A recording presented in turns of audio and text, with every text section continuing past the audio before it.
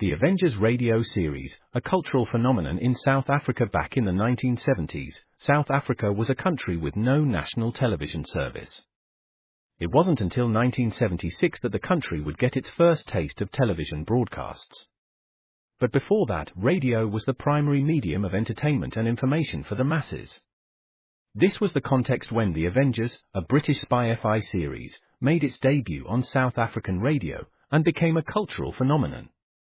The Avengers was a British television series that originally aired from 1961 to 1969. The show revolved around the adventures of John Steed, a suave and sophisticated secret agent, and his various female associates. The series was a unique blend of traditional spy thriller elements with science fiction and fantasy, which set it apart from other shows of its time.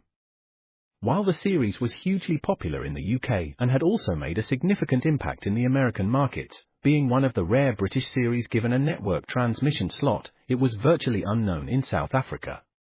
This was primarily due to the lack of a national television service in the country until 1976. However, as a film series, The Avengers was able to gain some exposure in South Africa through film rentals. But it was the launch of the radio series that truly brought The Avengers to the masses in South Africa. Come and listen at www.myclassicradio.net. And stay tuned right now for those two characters of many characters, CBS Radio's Bob and Ray. And now, Bob, Elliott, and Ray Goulding present the CBS Radio Network.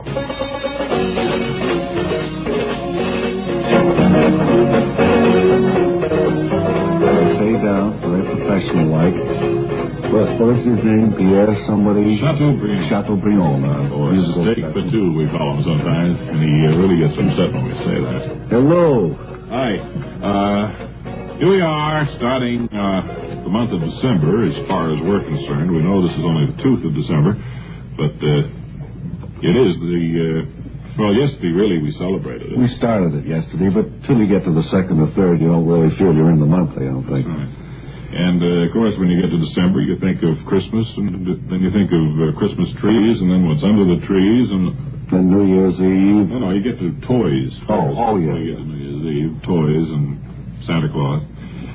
Because of that, Wally Ballou was the one who alerted our staff to the necessity of going to a toy factory this year, and that's where he is right now, live tape.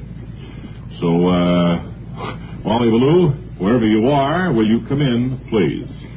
What's new in the world of toys for this Christmas 1959? And here at the Fernitney Toy Factory, I'm speaking with Fred Fernitney, the owner and the creator of many toys, which you've probably already seen in your toy stores, and which you'll be purchasing for your little boys and girls for this Christmas. Fred, I wonder if you'd tell us some of the new items that you've created especially for this year. I'd like to show you some of the new items that we've created for this year, Wally, if I might. Exactly what we've come here to your factory for, Fred, and thanks for the cooperation. I want to show you some of the new themes. As you know, if you've been to any toy stores recently, there seems to be a tremendous amount of military toys. A trend toward the modern missile-type things. Missile and tanks and automatic guns and cannon and troop carriers and boats with guns. And they're all occupying. Oh, yes? I was carried away there, kind of. Yes. Well, because of that, we thought it was time that we come out with something new, more or less of a peacemaking toy. We call it a disarmament kit. And the kid that gets this could go to all the other kids in the neighborhood who have a preponderance of military-type toys, get them all to sign this agreement, and then they all ditch their military toys. It's called a disarmament kit. I think that is one of the most worthy contributions to the world of toys that I've heard of for some time, Mr. Fernitney. Thank you very much. Permit me, Fernitney, on the part of Bob and Ray, to congratulate you for having come up with such a brainstorm. Thank you very much. Now, if I can get these out to the kids, it'll be wonderful. The only problem is they're expensive. I use a heavy bond paper for the agreement. Looks like parchment. It is real parchment, It certainly is, and it's made from papyrus. Fine. And what else do you have in the way of peaceful toys? Well, I have for the boy who always wants to get along rather than attack his friends and so forth, I have an automatic apple for the teacher dispenser. Oh, is that what we're looking at right here? Right here. And what this fits right into the little boy's lunchbox. You see this small chamois? Well, this buffs up the apple so that it's as red as it can be. Or if it's a greenling, makes it as greenling as it can get. So it comes out with the best impression an apple can give to the teacher from the boy. Right, and the boy doesn't need to polish his own apple. It's done automatically just with 2 batteries, small flashlight batteries. Wonderful. Here's how it works. There you are. That came out there just as neat as a pin, Fred. That's right, and I think that will be a big item. I have a wooden chip here that you attach to the boy's jacket collar, stitches on, so that it can not possibly be knocked off. Somebody doesn't wants to knock a chip off his shoulder, they can't do it. Over here, the entire kit, you can see it all.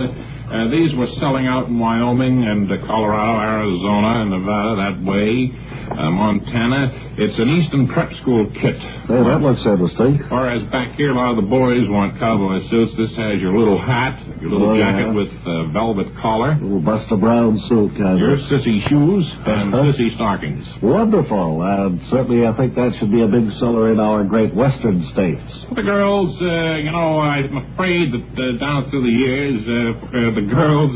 the only toys for them would be dolls. Dollies, yes. And I think it's time for change. I know a lot of girls who are interested or inclined mechanically. For them, we have a beautiful, an open-end wrench kit done in different pastel colors. Look at that. And it's in a patent leather case. Is that real gold on it? No, it's an imitation. It's fool's gold. Oh, yes. Now we have a perfume power drill set, too, with, notice this is an imitation mother-of-pearl handle. And beautiful. Yes, and a table saw studded with genuine rhinestones. And these, too, are made in the more popular pastel colors for the girls. Looks like almost like a little junior miss dressing table there. With a power saw. Not at all. Well, that's the first impression I got of it. I see it opens out there into a workable thing. And it's a beautiful thing. Well, thanks, Fred, for showing us around here. I see you're working at full capacity. How many people do you keep employed here all the time? Well, since I put in my own power saw, I keep about 11 helpers doing the work of some 8 or 9, I guess. That's right, Mr. Blue. I want to thank you for coming over. And here, take this apple. Wonderful. It's all polished right out of the kit. And now this is Wally Ballou, who's been seeing what's new in the world of toys this year. Incidentally, Merry Christmas to you, Mr. Fernandez. Surely. Oh, and back to our studios in Maine. No, he should have said back to our main studio. Yes, he's always getting that confused. Yeah. Here's a good Christmas idea, though, one you shouldn't overlook. Bonjour, I am Jacques Leroy, expert on the stereophonic phonograph. I will now clear up this whole subject. S'il vous plaît, listen to ordinary stereo. A girl crossing the street. Eh bien, now on Columbia Stereo 1. Oh, that was a pretty girl crossing the street. Quelle différence! The fantastic Columbia Stereo 1 phonograph gives you all the realism and excitement of a live performance. Oh, bien aimé, mademoiselle. Oh la la. Oh, pardon. You see, only Columbia has exclusive stereo projection. Not just a few separated speakers, I know, but multiple speakers that send interlocking circles of sound through every inch of the room. See the Columbia phonograph, man, tout de suite. Columbia Stereo 1 portable start at $39.95. Consoles from $129.95. Attendez, ma chérie! Wait for me! And now, chocolate cookies with white stuff in between them brings you another episode of Lawrence Fechtenberg, Interstellar Officer Candidate.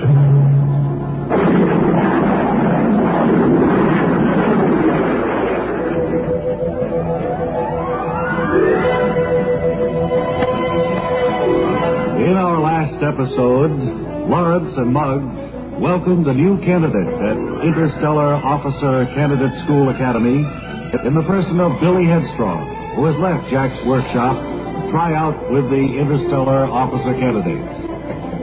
Now it's a few days later as Billy, with Lawrence and Mugg, sits talking beside... Wow, what's that, Lawrence? This is a piece of paper. How long have you been here at the academy? About 3 days now.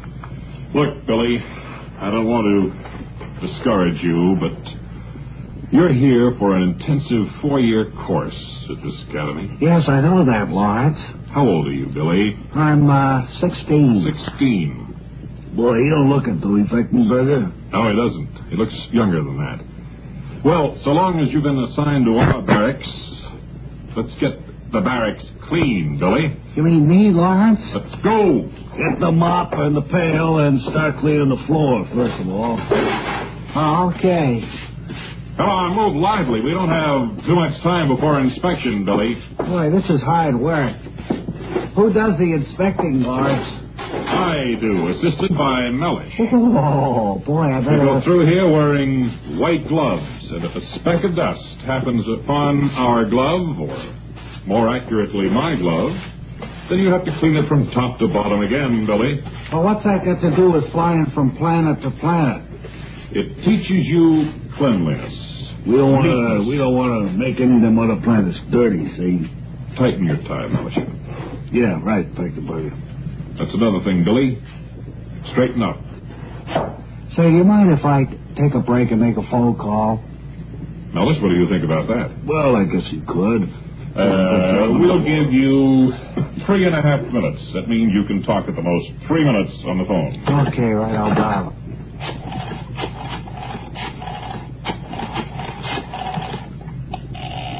It's ringing now. Hello, Hudson High School. Hello, Betty? Yeah. This is Billy. How you doing up at the academy, Billy? Not so good. Let me talk to Jack, will you? Oh, just a second. He's working on his new invention. He's calling Jack Headstrong, Fechtenberger. Oh, well, we can listen to what he says. Hello, Jack? Hello. Jack, is there any chance of me coming back to the No laboratory? time for that now, Billy. No, but you see... signed on for 4 years there at the academy. Yeah, but it was a rash No decision. time for you to chicken out. See, they got If me things are a scrubbing little for... too quiet, Billy. There's no time for that now. You've called the wrong person. I have no shoulder for a quitter to cry on. And furthermore, I'd like to tell you this, so long as I have a few extra seconds, Yes, Jack? that if you ever spend the money to call me again, I personally will go to the Interstellar Academy and poke you on the snoot. Wow. Hear that, and hear it good. Wow-wee.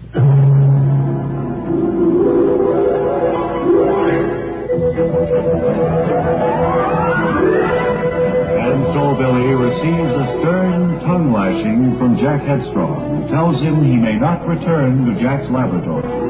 How will Billy make out at the Interstellar Space Academy?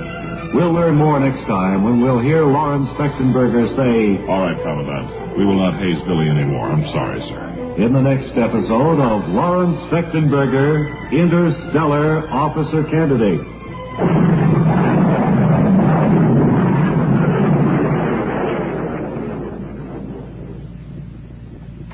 Meet star Stuart Irwin. Nothing's worse for an actor than a nasty cold. To feel better quickly, I take wonderful 4-way cold tablets, the fast way to relieve cold distress. Right. Tests of all the leading cold tablets proved 4-way fastest acting. 4-way starts in minutes to relieve muscular pains, headache, reduce fever, calm upset stomach, also overcomes irregularity. Take my advice. For your next cold, take 4-way cold tablets, the fast way to relieve those cold miseries. 4-way, only 29 cents. Our program will continue here in just a moment after a word about another fine product of Grove Laboratories from Wally Ballou. Had dandruff for years. Now get rid of it in 3 minutes with Fitch Dandruff Remover Shampoo. 3 minutes with Fitch regularly is guaranteed to keep unsightly dandruff away forever. Apply Fitch before wetting hair. Rub in 1 minute. Add water, lather 1 minute, then rinse 1 minute, and every trace of dandruff goes down the drain. 3 minutes with Fitch, embarrassing dandruff's gone. Fitch can also leave hair up to 35% brighter. Get Fitch Dandruff Remover Shampoo today. Award-winning Wally Ballou. Gee, that's about it. We'll have an unfamiliar voice for you in just 10 seconds.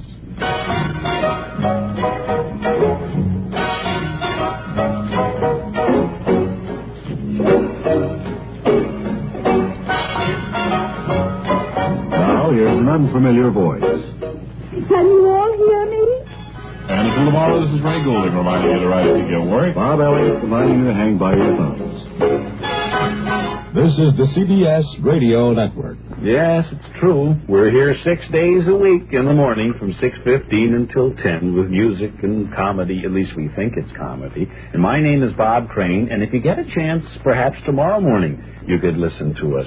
Oh, I mustn't forget either. Jack Chapman, our fine engineer. Jack, I almost forgot to mention you. Oh, big sport. I knew you was a sport when I saw the brown suede shoes and the geranium. Yeah. You're all right? Yes, I am all right. In fact, I'm wonderful. Very nice. Oh, you're a round-eye idiot. City Editor's Report is next on KNX AM.